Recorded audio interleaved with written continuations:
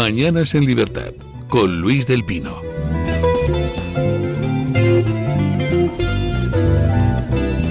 ...8:47, 7:47 en las Islas Canarias... ...y antes de presentarles a nuestros tertulianos del día...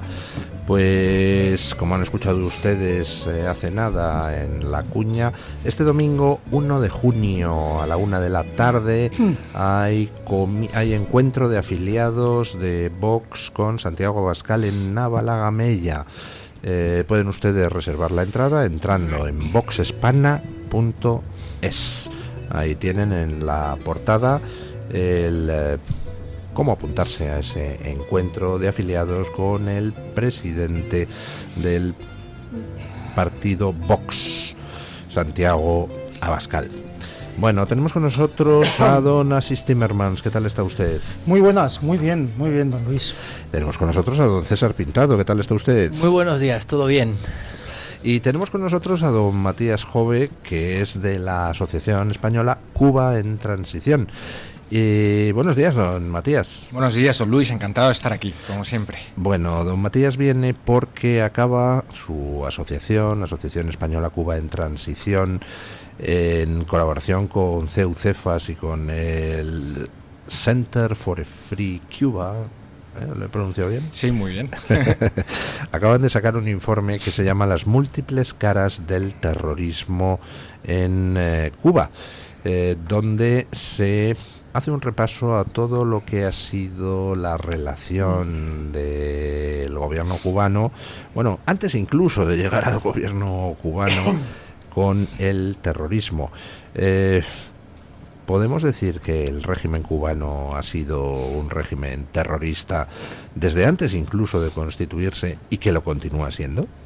Efectivamente, se puede decir. Bueno, déjeme, Luis, primero que diga la importancia del informe y de CEFAS, que lo quiero decir, que no se nos quede. CEFAS es el think tank del CEU y está siendo tremendamente valiente, no solo con el tema de Cuba, sino con todo lo relativo a las víctimas del comunismo. El otro día hizo un congreso y está dando testimonios muy, muy relevantes para entender no lo que pasó, sino también lo que está pasando, porque yo creo que este no es un informe solo histórico, sino también estamos diciendo, ya contesto su pregunta, que Cuba es un Estado terrorista. O sea, el terrorismo, la utilización de la violencia política, estaba antes, durante y después de la revolución, es parte estructural, no coyuntural, es esencial. Y por eso se llama las múltiples caras del terrorismo en Cuba, porque las caras van mutando, pero lo que permanece siempre es la voluntad. La utilización de la técnica terrorista. De la técnica que utilizaron los atentados terroristas para alcanzar el poder, para hacerse con el poder en Cuba. Después utilizaron, por supuesto, la represión más salvaje para mantenerse en el poder, pero empezaron a patrocinar el terrorismo en el resto del mundo. Se convirtió en un campo de entrenamiento para terroristas, se convirtió en un exportador de terrorismo a otros países, y lo que poca gente sabe es que continúan en esa misma línea, y de hecho hablan ustedes en el informe de los vínculos con grupos terroristas como Hamas y Hezbollah.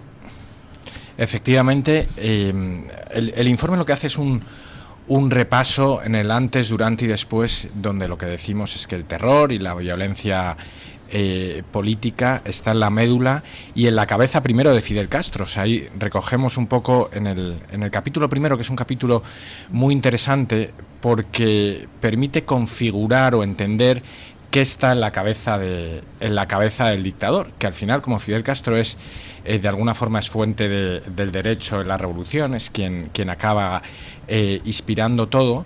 Recogemos una cosa que además yo desconocía hasta ponerme a elaborar el informe.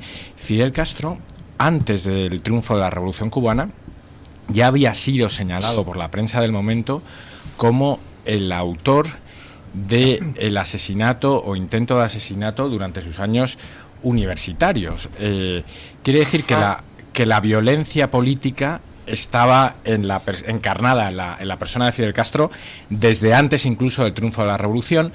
En el año 48, cuando todavía era un chaval, va con una delegación de estudiantes a Colombia y participa en aquella explosión que significó el Bogotazo, después del asesinato del líder del Partido Liberal.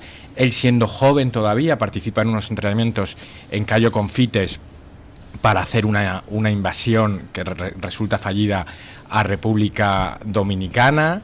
Él, antes de la revolución, asalta el cuartel Moncada después. O sea, todo esto son sucesos de un joven Fidel Castro que lo que parece es que vibra con esa, ¿no?, con el olor a pólvora y esa cercanía un poco hacia la violencia política. Posteriormente, lo que es muy interesante también es cómo, a pesar de toda la mitificación revolucionaria posterior, la Revolución Cubana, y aquí tomo las palabras de René García Collado, que este era un miembro del grupo de sabotaje del Movimiento 26 de Julio, que era como el partido político de Fidel Castro, dice que la revolución se hace a través del terrorismo. Y es que sabemos que, ¿no?, la mitificación de los barbudos en Sierra Maestra tuvo muchas acciones que se podrían considerar como terrorismo, ¿no? Ahí hubo secuestros, secuestraron aviones, hubo fusilamientos evidentemente extrajudiciales, pero sobre todo en la capital de Cuba y en muchas de las grandes ciudades se practicó el terrorismo, la extorsión, las bombas. Hubo un día, que es el 8 de noviembre de 1957, que recogemos en el informe, que explotaron en La Habana 100 bombas. Pues René García Collado, 100 bombas en una sola noche. Recoge cómo le estalló una bomba, se le mutilaron una mano y una pierna, acaba en la cárcel, y cuando triunfa la revolución, una semana después, Fidel Castro va a recogerle a la cárcel y le nombra comandante de la revolución. Entonces, esto es muy significativo porque el terror, además de la utilización de la violencia, tiene otra parte que no es menos importante, que es su continua legitimación. Entonces, si uno pasea por las calles de Cuba, visita sus colegios, ve como los nombres de los colegios, de las plazas, hay mucho terrorista, ¿no?, o gente que ha alcanzado la gloria revolucionaria a base de bombas, disparos y violencia política. Todavía estamos antes del triunfo de la revolución, y lo más importante, Luis, viene después, porque la revolución cubana tiene también en esencia su vocación de exportarla a todo el planeta, y eso empieza apenas unos meses después de que Fidel Castro entre en La Habana. Ya se empiezan a financiar invasiones a los países vecinos. Ahí está Panamá, República Dominicana, está Haití, Venezuela, Nicaragua, y empiezan a ofrecer entrenamiento, formación, logística, inteligencia a lo que es el embrión de muchas organizaciones terroristas que ahora nosotros desgraciadamente conocemos. Una de estas, y luego si quieres podemos hablar un poco más de eso, es la organización terrorista ETA. La capacidad de organizar todos estos movimientos es tan intensa, con un ritmo tan frenético, que en el año 1966, 7 años después del triunfo de la revolución, se organiza en La Habana la Conferencia Tricontinental, que es una especie de encuentro planetario de organizaciones revolucionarias y terroristas de todo el mundo. Ahí se dan cita las Brigadas Rojas italianas, el IRA, ETA, palestinos, los montoneros, ahí está como una todo, multinacional del terror. Totalmente. Y empiezan a coordinarlo de forma sistemática por todo el mundo.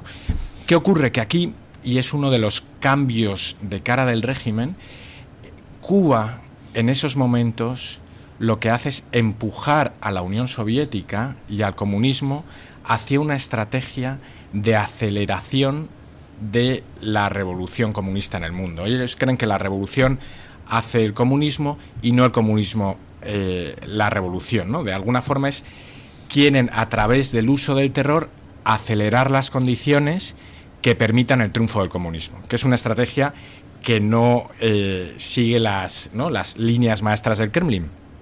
Y esto se cae todo con la muerte de Che Guevara en 1967, ¿no? O sea, ya el foquismo, que es esta estrategia de crear esas vanguardias, ¿no?, del terror que acelere la revolución, cae en desgracia y Cuba pasa a ser como un peón o un satélite de la Unión Soviética, y entonces ya de forma económica, ideológica y operativa queda como si fuera un satélite.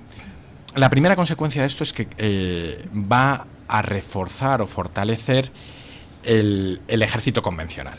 De pronto Cuba, ese país aparentemente minúsculo, convierte su ejército en el 9º ejército más importante del mundo. Tiene un ejército más grande que Brasil, más grande que Canadá, desde luego que España, y entonces empiezan a enviar soldados cubanos a medio planeta, ¿no? Están en África, en Etiopía, en el Congo, en Angola, en Guinea Ecuatorial, en 20 países del África subsahariana, pero también están en Irak, en Siria, en Libia. Se encuentran en la guerra de Yom Kippur, aparecen 300 tanquistas cubanos, ¿no? Están en todos lados, ¿no? Y parece, o pudiera parecer, que han abandonado el terrorismo como táctica revolucionaria de exportar el comunismo, pero no es así. Lo que pasa es que cambian de cara, ¿no? O sea, y todas esas operaciones que antes se hacían abiertamente empiezan a operar en la clandestinidad. Y aquí aparece un personaje siniestro y muy interesante, que es Manuel Piñeiro, que dirige una cosa que es el Departamento de América, le llamaban Barbarroja, y que de forma clandestina empieza a coordinar una red impresionante de grupos terroristas en todo el mundo, que de alguna forma coordinan, impulsan, entrenan desde La Habana, ¿no?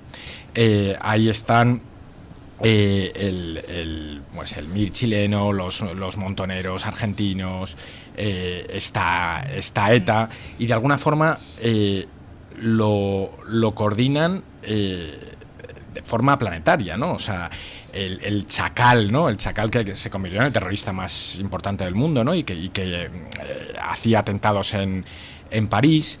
Entonces aquí, como anécdota, me parece muy interesante para ver un poco el grado de coordinación y penetración que tiene Cuba en estas organizaciones terroristas, un secuestro que todos recordamos muy bien, que es el de Emiliano Revilla.